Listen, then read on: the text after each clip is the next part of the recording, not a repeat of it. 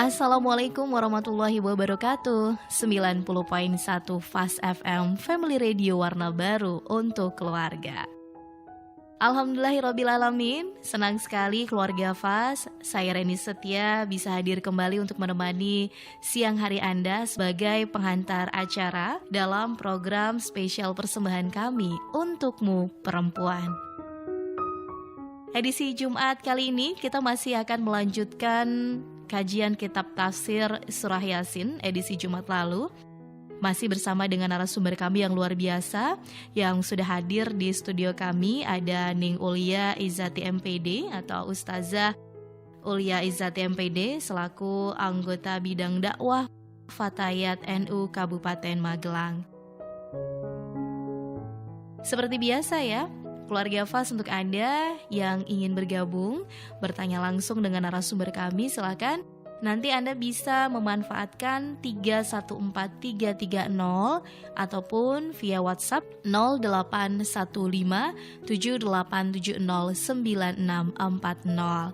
Keluarga Fast juga yang ingin bergabung via live streaming, silahkan Anda bisa klik saja radiofastfm.com atau menggunakan aplikasi Sfara SVARA yang bisa Anda download via Play Store. Kami juga akan mengingatkan Anda keluarga Fast di tengah aktivitas hari ini selalu patuhi protokol kesehatan cegah COVID-19. Inilah selengkapnya Untukmu Perempuan, kajian kitab tafsir Surah Yasin bersama Ning Ulia Izzati MPD selaku anggota bidang dakwah Fatayat NU Kabupaten Magelang.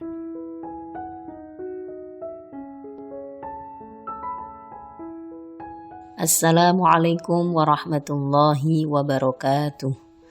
Bismillah walhamdulillah summa alhamdulillah wala hawla wala quwwata illa billah. Allahumma salli wa sallim ala sayyidina Muhammad ibni Abdillah la nabiyya ba'dah, amma ba'dah. Pendengar setia Fast FM yang berbahagia, Mbak Reni yang saya hormati, alhamdulillah pada Jumat kali ini kita bisa bertemu kembali dalam program Untukmu Perempuan.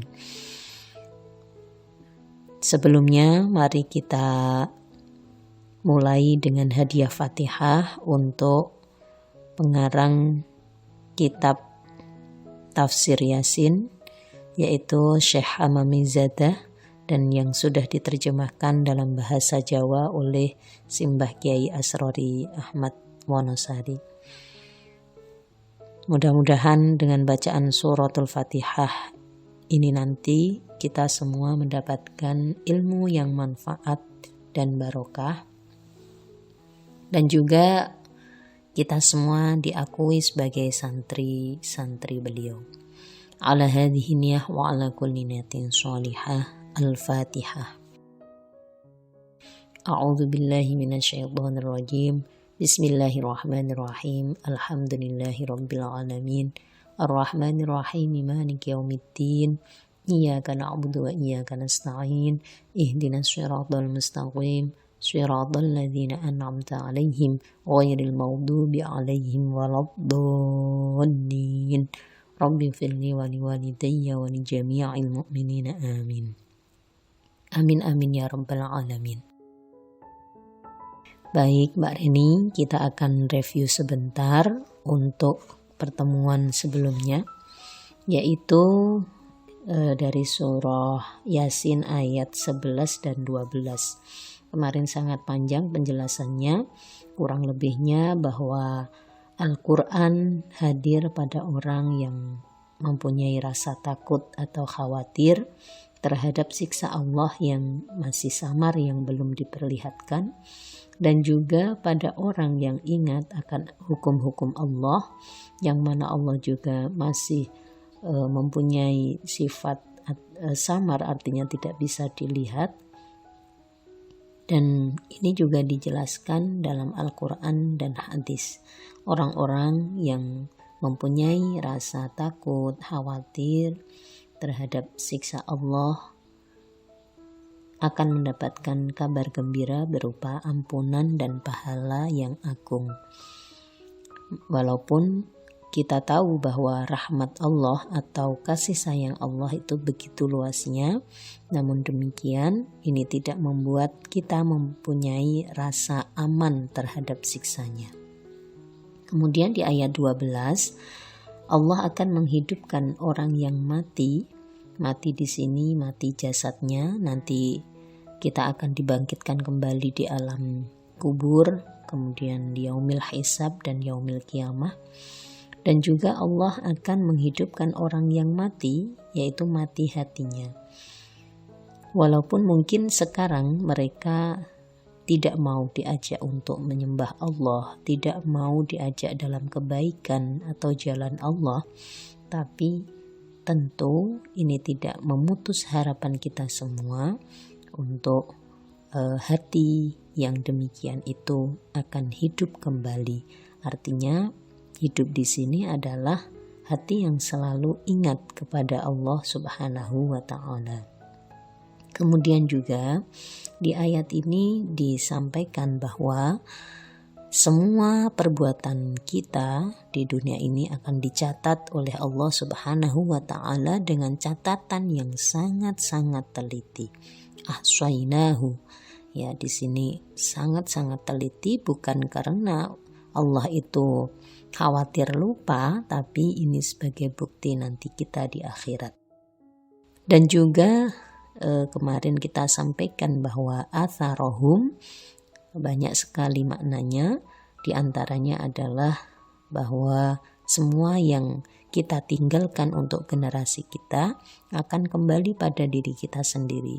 Apabila yang kita tinggalkan adalah hal yang baik, maka kita akan mendapatkan pahalanya walaupun kita sudah tidak ada di dunia ini lagi.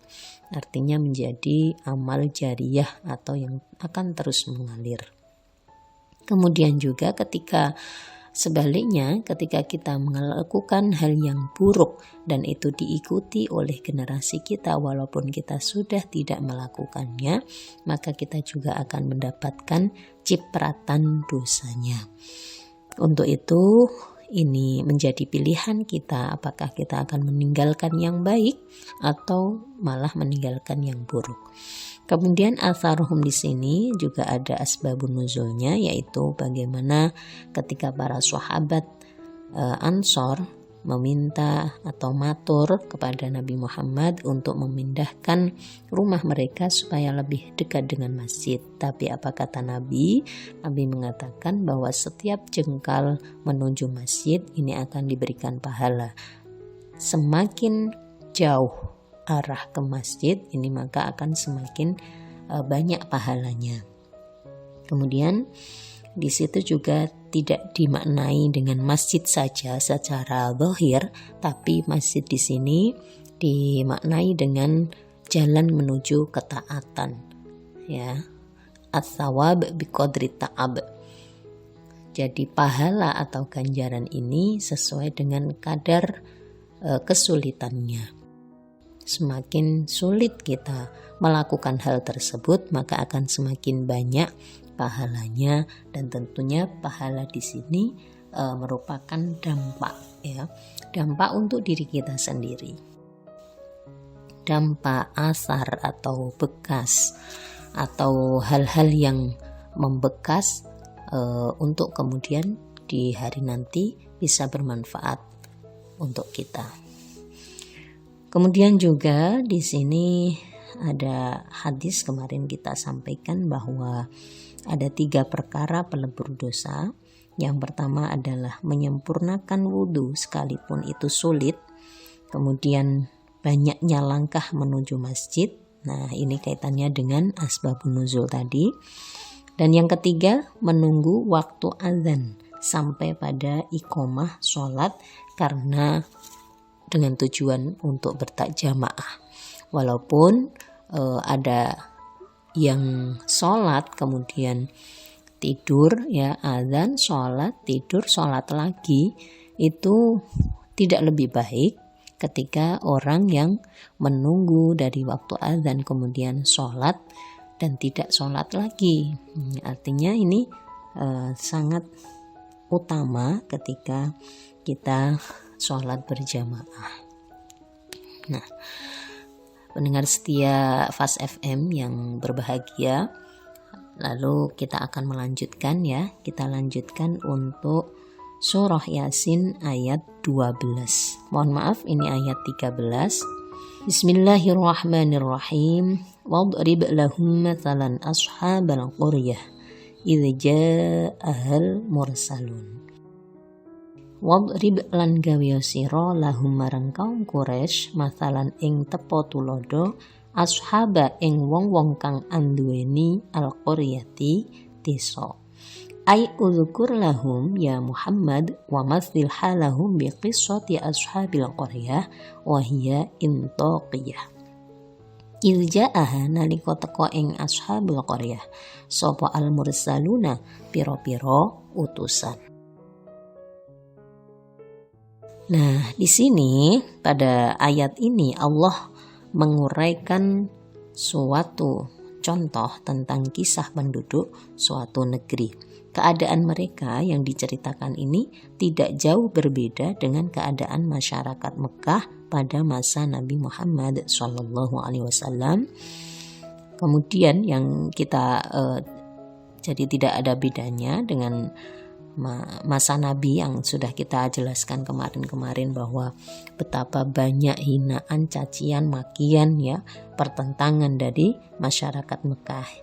Nah, yang dalam cerita ini juga hampir sama. Dalam konteks pembicaraan tentang risalah kenabian, maka pada ayat ini Allah memerintahkan Nabi Muhammad SAW bahwa buatlah, yakni atau sampaikanlah mereka pada kaum musyrikin Mekah itu dan siapa saja yang serupa dengan mereka, sampaikanlah suatu perumpamaan, yaitu berita yang menakjubkan yang dapat mereka tarik sebagai pelajaran sehingga mendorong mereka beriman dan takut jangan sampai mengalami nasib serupa, yaitu sebagaimana keadaan penduduk suatu negeri ketika utusan-utusan ya mursalun tadi, utusan-utusan Allah dan utusan Nabi Isa alaihissalam datang kepadanya. Nah, jadi cerita yang dibuat perumpamaan ini adalah cerita ketika Nabi Isa alaihissalam diutus oleh Allah Subhanahu wa taala melalui utusan-utusannya. Di sini Al-Qaryah tadi disebutkan ashabal qaryah ya, orang-orang yang mempunyai desa begitu. Al-Qaryah atau juga bisa diartikan sebagai negeri, yang dimaksud oleh ayat ini adalah Intokiyah atau Antioquia, satu kota lama di hulu sungai Al-Asi, wilayah Suriah, mungkin seperti itu di masa ini. Nah, tetapi pendapat ini juga ditolak oleh sementara ulama. Sebagian ulama mengatakan bahwa Intokiyah ini tidak pernah dibinasakan, padahal di ujung cerita nanti negeri Intokiyah ini akan dibinasakan oleh Allah Subhanahu wa taala. Tapi banyak ulama meyakini bahwa yang dimaksud adalah negeri Intokiyah, yang mana negeri ini merupakan penduduknya merupakan penduduk pertama yang mempercayai kerasulan Nabi Isa alaihissalam, dan di sana juga dikenal banyak sekali pemuka-pemuka agama Kristen. Negeri ini dipimpin oleh satu ratu, yaitu Ratu Intokiyah. Ya. Tadi dikatakan ilja ahal mursalun. Jadi ada utusan, di mana utusan ini sebagian ulama mengatakan bahwa ada yang mengatakan utusan ini langsung dari Allah Subhanahu wa taala, tapi juga mengatakan al-mursalun, ini menunjukkan bahwa orang-orang yang diutus ini adalah utusan yang merupakan murid-murid Nabi Isa alaihissalam. Nah, itu siapa saja? Mari kita lanjutkan di ayat 14. إذ أرسلنا إليهم اثنين فكذبوهما فعززنا بثالث فقالوا إنا إليكم مرسلون. إذ أرسلنا naliko ngutus ingsun ilaihim marang kaum isnaini ing wong loro. Nah, al-mursalun tadi dilanjutkan di sini dengan isnaini, yakni ya Muhammad bayyin li ahli Makkah ahwala ahli Intaqiyah li anna arsalna ila kulli qaumin rasulan fa arsalna ila ahli Intaqiyah rasulaini. Jadi setiap kaum pasti ada utusan, dan pada kaum Intaqiyah ini Allah mengutus dengan 2 utusan yang konon dalam ceritanya bernama Yahna dan Bulis, merupakan 2 laki-laki yang disebutkan dalam Al-Quran tadi isnaini, kemudian juga utusan dari atau murid Nabi Isa alaihi salam. Sebelum masuk kepada bisalisin, di sini 2 orang utusan Yahna dan Bulis, fakadzabuhuma, mereka kaum Intaqiyah tidak mempercayai apa yang dibawa oleh Yahna dan Bulis. Jika dalam kitab tafsir ini diceritakan sangat panjang sekali bagaimana Yahna dan Bulis masuk pada kota Intaqiyah. Di sini diceritakan bahwa pertama kali mereka bertemu dengan seorang laki-laki tua bernama Hubaib An-Najjar. Nama ini juga kemarin sudah kita sebutkan ya di awal. Hubaib An-Najjar ini seorang yang buta, kemudian juga punya anak juga sakit lumpuh, dan Yahna dan Bulis diberikan izin oleh Allah Subhanahu wa taala mampu bisa untuk menyembuhkan kebutaan dari Hubaib An-Najjar dan juga putranya yang lumpuh. Dengan begitu, Hubaib An-Najjar serta keluarganya mempercayai atau mengimani apa yang dibawa oleh Yahna dan Bulis, yaitu untuk tidak menyembah berhala lagi dan mengakui keesaan Allah Subhanahu wa ta'ala. Nah, sehingga cerita tentang kemampuan Yahna dan Bulis ini tersebar di seluruh penduduk negeri, sehingga pada suatu saat dikatakan bahwa Yahna dan Bulis ini mengumandangkan takbir, kemudian ratu yang mendengar ini tidak senang dan langsung Yahna dan Bulis dimasukkan ke dalam penjara. Ini menunjukkan bahwa seperti nantinya akan dikatakan oleh teman Yahna dan Bulis yang lain, yang di situ disampaikan fa'azzazna bisalisin, maka dikuatkan oleh orang yang ketiga, yaitu yang bernama Syam'un. Ya, ini menunjukkan tadi cerita bahwa kenapa sampai Yahna dan Bulis ini dengan begitu gampangnya bisa masuk ke penjara Ratu Intaqiyah. Ya, jadi karena ketergesaan, kemudian juga kecerobohan Yahna dan Bulis yang tidak menggunakan strategi dalam berdakwah, dan seperti ada unsur pemaksaan begitu, ini sehingga mengecewakan Syam'un. Ya, Syam'un diutus kembali oleh Nabi Isa untuk menyelamatkan Yahna dan Bulis dari penjara. Nah, bagaimana cerita ketika mengeluarkan Yahna dan Bulis ini? Jadi ketika itu Yahna dan Bulis dalam penjara, Syam'un dengan strateginya berbicara kepada sipir penjara, katakanlah begitu ya.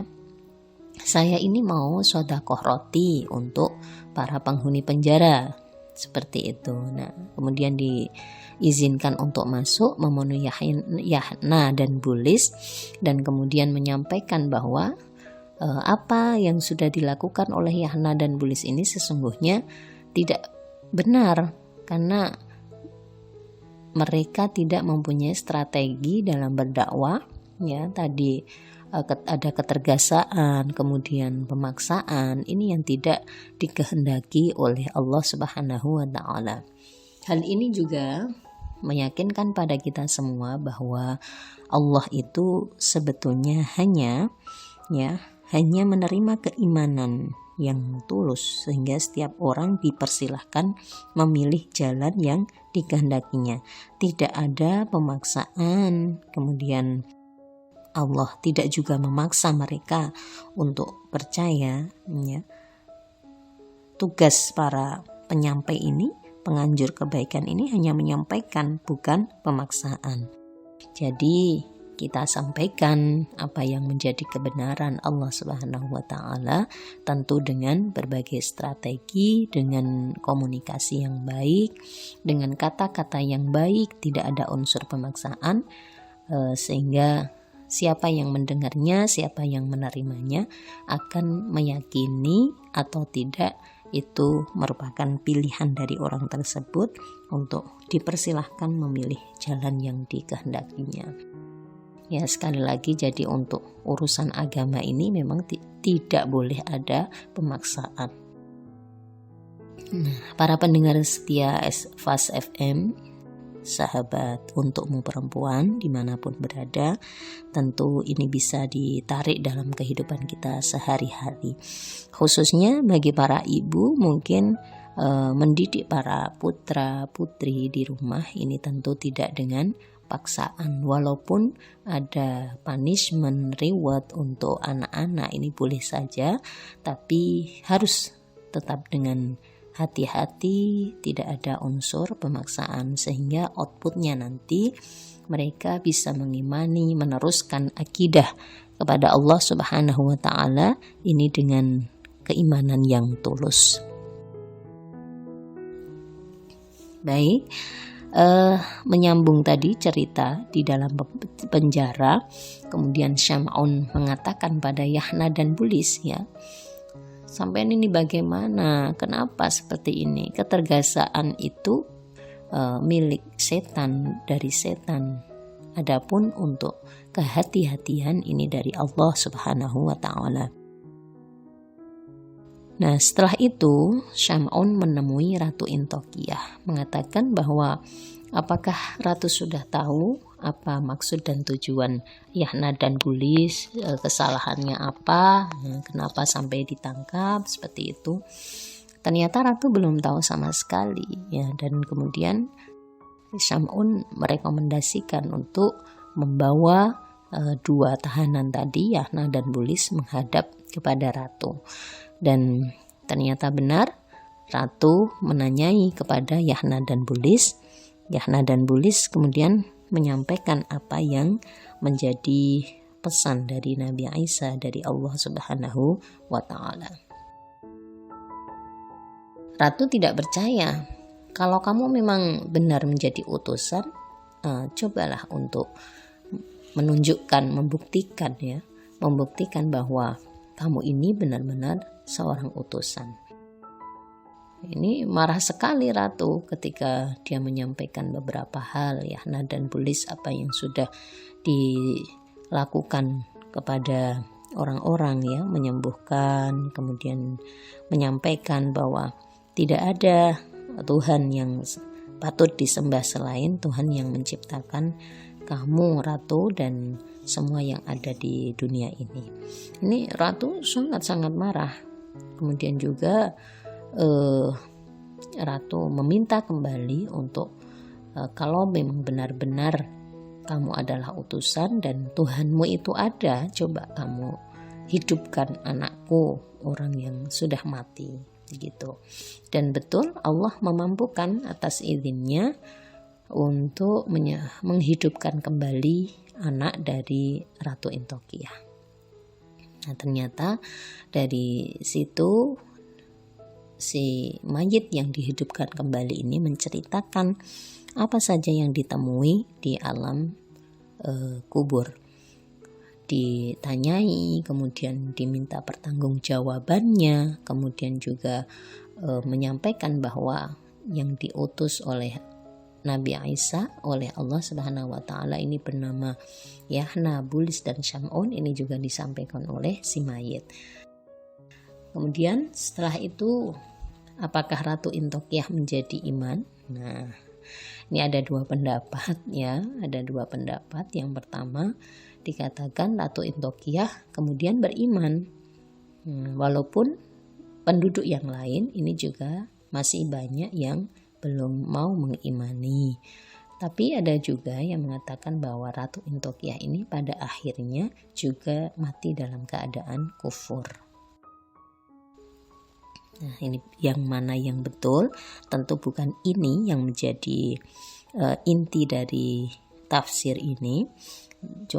Hanya saja pada tafsir ini kita bisa banyak mengambil hikmah atau pelajarannya. Tadi yang pertama kita bisa tahu bahwa ternyata memang untuk strategi dakwah itu penting sekali. Ya, dakwah untuk lingkungan kita, kemudian untuk anak-anak kita, dakwah untuk umat, masyarakat dan lain sebagainya. Tidak dengan paksaan. Kemudian juga di sini menunjukkan bahwa Allah itu maha kuasa ya, maha kuasa, memampukan hambanya untuk menunjukkan, membuktikan bahwa Allah itu maha agung, Allah itu maha menciptakan segala sesuatu, Allah itu maha menjadikan sesuatu bisa terjadi. Masya Allah. Ya, kita break dulu Mbak Izzah, kasih waktu untuk informasi yang mau lewat, namun tidak menutup kemungkinan buat keluarga FAS yang ingin bergabung. Anda bisa bertanya langsung dengan narasumber kami nanti lewat 314330 ataupun juga via WhatsApp-nya di 081578709640. Kita akan kembali lagi keluarga FAS masih dalam kajian kitab Tafsir Surah Yasin bersama Ning Ulia Izzati MPD selaku anggota bidang dakwah Fatayat NU Kabupaten Magelang. 90.1 FAS FM Magelang.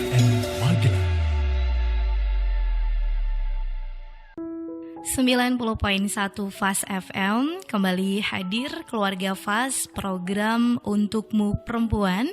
Masih bersama saya Reni Setia sebagai penghantar acara siang hari ini. Dan di studio juga narasumber kami masih siap nih untuk melanjutkan kajian tafsir surah Yasin bersama Ustazah Ulia Izzati MPD selaku anggota bidang dakwah pimpinan cabang Fatayat NU Kabupaten Magelang. Dan keluarga FAS juga masih punya kesempatan nanti untuk bertanya langsung dengan narasumber kami melalui telepon di 314330 ataupun via WhatsApp di 081578709640. Dan kembali keluarga FAS, kajian tafsir surah Yasin bersama Ustazah Ulia Izzati MPD, anggota bidang dakwah pimpinan cabang Fatayat NU Kabupaten Magelang. Pendengar setia FAS FM yang berbahagia dan Mbak Reni yang saya hormati, sahabat-sahabat Untukmu Perempuan yang masih bersemangat untuk mendengarkan kajian tafsir surah Yasin, kita akan melanjutkan ya. Kita lanjutkan untuk ayat 15. Bismillahirrahmanirrahim. Qulu ma antum illa basyarum mithluna wa ma anzalar rahmanu min syai' in antum illa takdzibun. Qalu padha ngucap sapa kaum Intokiyah, ma antum ora ana utawi sira kabeh iku illa basyarun kejaba menungso mithluna padha karo ingsun kabeh.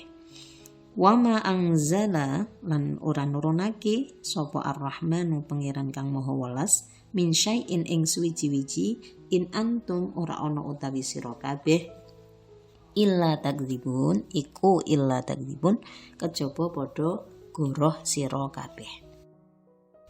Kemudian di ayat 16 ini nanti kita sambung. Qalu rabbuna ya'lamu inna ilaikum lamursalun. Ngandika sapa rasul qalu ya.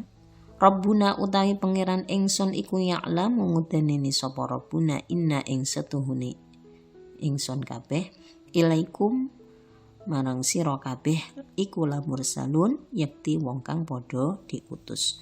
Wa ma alaina illal balagul mubin.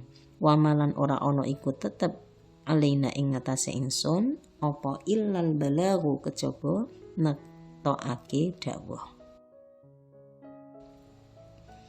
Nestokake al-mubinu kang terang.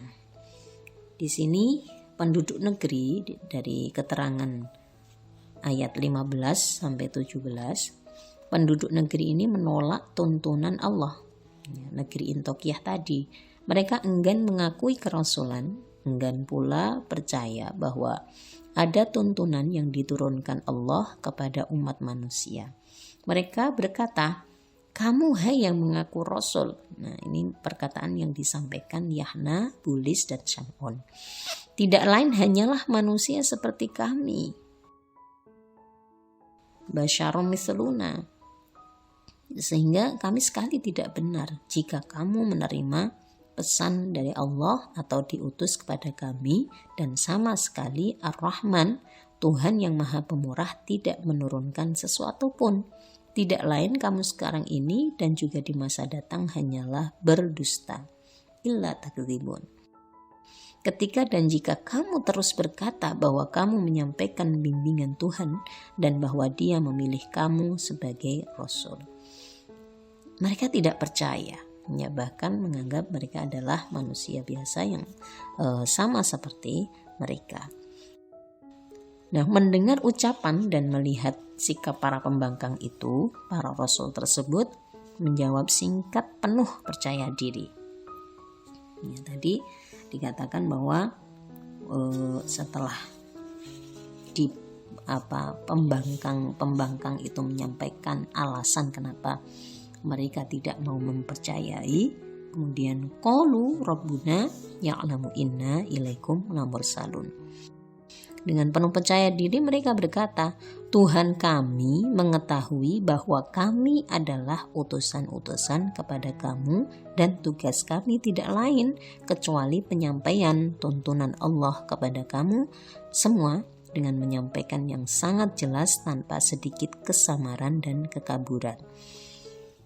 Dan disambung pada ayat 17, wa ma 'alaina illal balaghul mubin. Dan tidak ada pada kami ini kecuali menyampaikan dengan terang, tidak ada kekaburan atau sedikit kesamaran. Maka di sini menunjukkan bahwa para utusan mengatakan betul-betul tugas utusan hanyalah menyampaikan tuntunan risalah dengan seterang-terangnya. Adapun hasilnya atau adapun mereka mau mempercayai atau tidak, ini dikembalikan kepada mereka. Luar biasa para pendengar setia Fas FM ya, surah Yasin ini tentu banyak memberikan hikmah pelajaran kepada kita semua.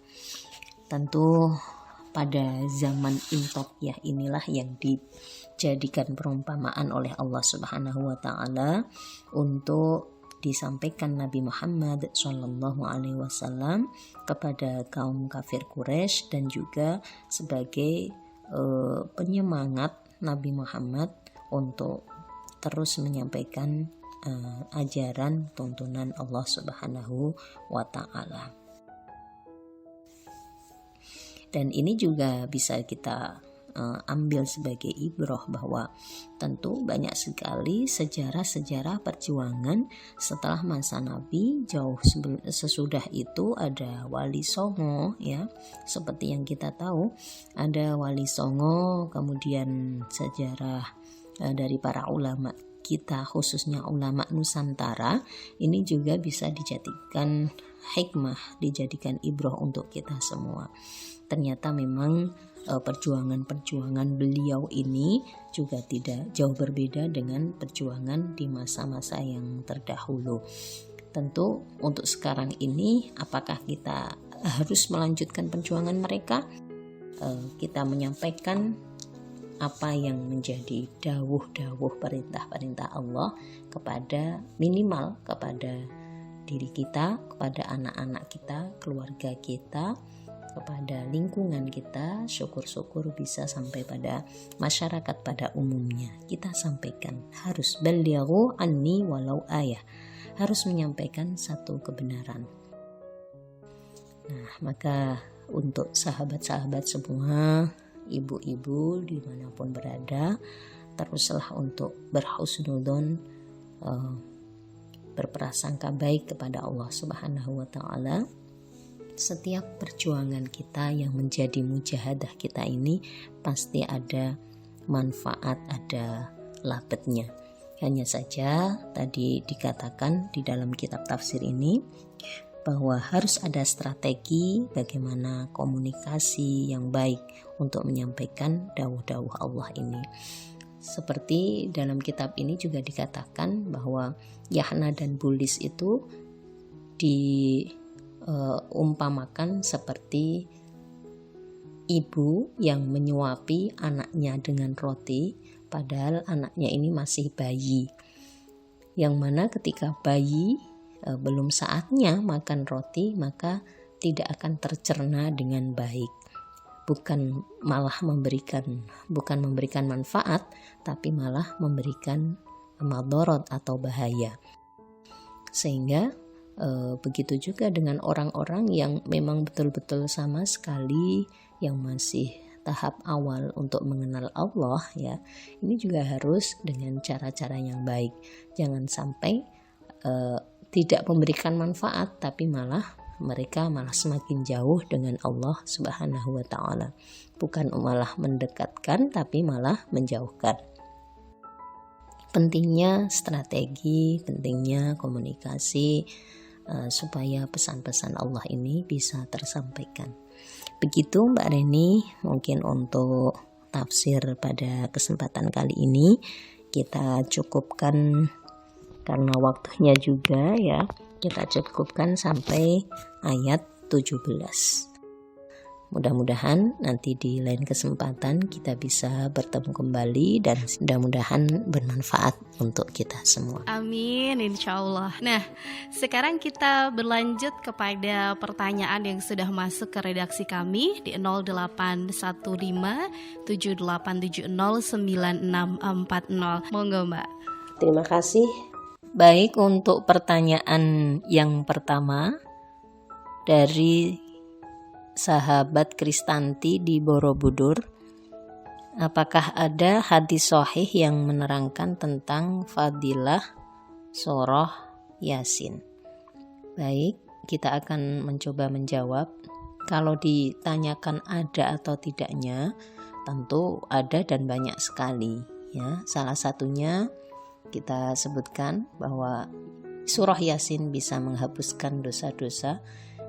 Ada di hadis riwayat At-Tabrani dan Al-Baihaqi juga dari Abu Hurairah radhiyallahu an, bahwa siapa yang membaca surah Yasin pada malam hari dengan mengharap keridhaan Allah, maka diampuni dosa-dosanya. Ada juga di hadis riwayat At-Tabrani yang merupakan pernyataan dari Anas bin Malik, barang siapa yang membiasakan membaca Yasin setiap malam, maka tanpa terduga ketika dia menemukan ajalnya, maka matinya dalam keadaan syahid.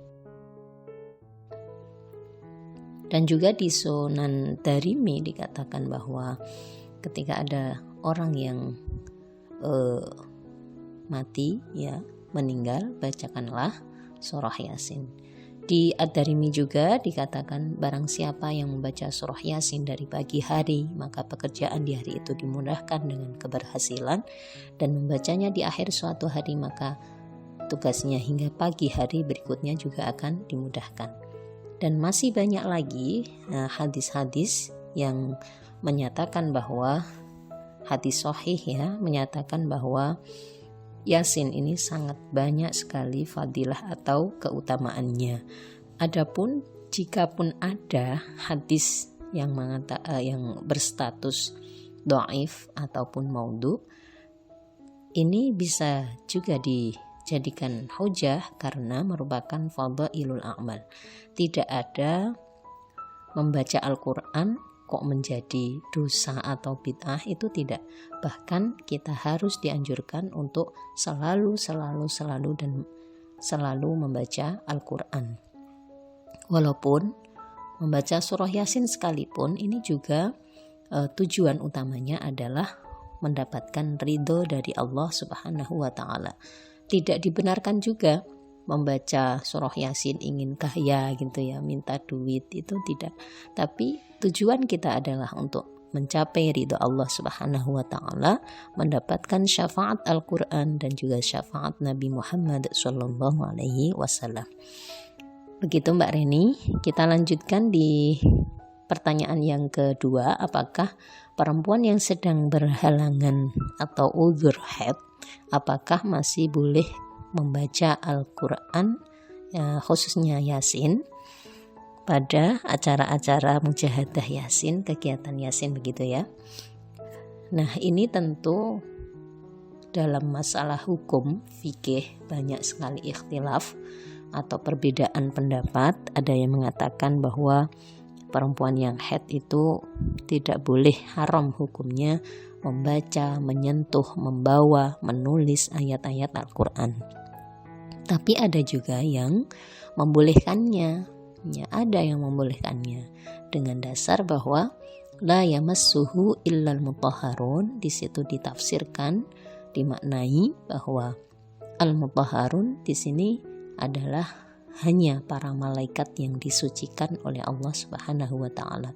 Sedangkan manusia seperti kita ini sudah pasti bukan al-mutahharun, bukan orang-orang yang suci.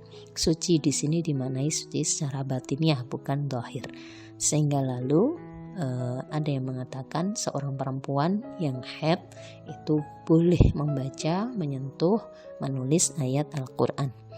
Tapi banyak sekali ulama kita mengatakan bahwa ketika membaca Al-Quran itu diperbolehkan dengan niat zikir, zikrullah, mengingat Allah Subhanahu wa taala dengan perantara membaca ayat-ayat Al-Quran.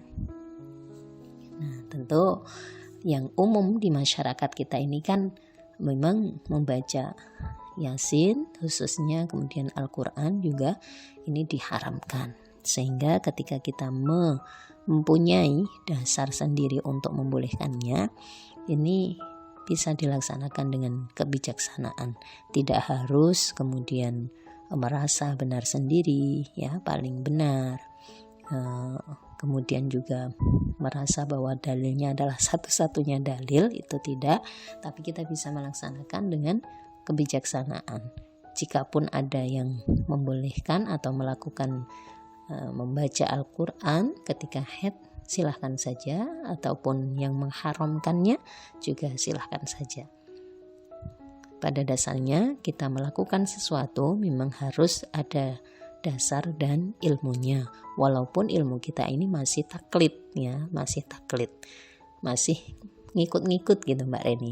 Cuman taklid kita diusahakan untuk taklid ilmu, sehingga dimanapun berada kita harus mencari terus ilmu, meniatkan diri untuk selalu ta'alluman atau mencari ilmu, sehingga yang namanya ikut-ikutan itu tidak ikut yang buta, taklid buta, tapi taklid ilmu. Begitu kiranya Mbak Reni. Semoga Mbak Kristanti dan juga Mbak tadi dari Temanggung, Bengkal ya, Mbak Dwi, bisa dipahami. Mudah-mudahan juga diberikan selalu istiqomah untuk mengaji dan mencari ilmu Allah Subhanahu wa taala, tentunya dengan selalu mengikuti para ulama-ulama kita. Kurang lebihnya mohon maaf, banyak kesalahan, banyak kekurangan dari saya. Mohon maaf yang sebesar-besarnya. Terima kasih untuk semuanya, terima kasih untuk Fas FM. Mudah-mudahan bisa bertemu kembali dengan keadaan yang sehat. Yang sakit semoga cepat sehat ya, yang mampet semoga bolong, yang meler semoga cepat mampet. Nah, begitu. Dan yang sehat mudah-mudahan semakin bermanfaat. Amin Allahumma amin. Terima kasih Mbak Reni. Saya tutup. Akhirul kalam, ihdinas siratal mustaqim. Salamun qawlan birrabbir rahim. Wassalamualaikum warahmatullahi wabarakatuh. Waalaikumsalam warahmatullahi wabarakatuh. Alhamdulillah, terima kasih Mbak Iza sudah menjawab semua pertanyaan yang masuk ke redaksi kami. Semoga ini memang benar-benar seperti yang Mbak Iza tadi ungkapkan ya, ini bisa kita jadikan kebiasaan kita mengamalkannya dalam kehidupan sehari-hari. Demikian keluarga Fas untukmu perempuan edisi Jumat kali ini dalam kajian kitab tafsir surah Yasin bersama Ning Ulia Izati MPD selaku anggota bidang dakwah Fatayat NU Kabupaten Magelang. Selamat kembali lanjutkan aktivitas Anda keluarga Fas. Saya Reni Setia sebagai pengantar acara mengucapkan terima kasih. Tetap terapkan hidup sehat. Ayo pakai masker, segera vaksin. Wassalamualaikum warahmatullahi wabarakatuh.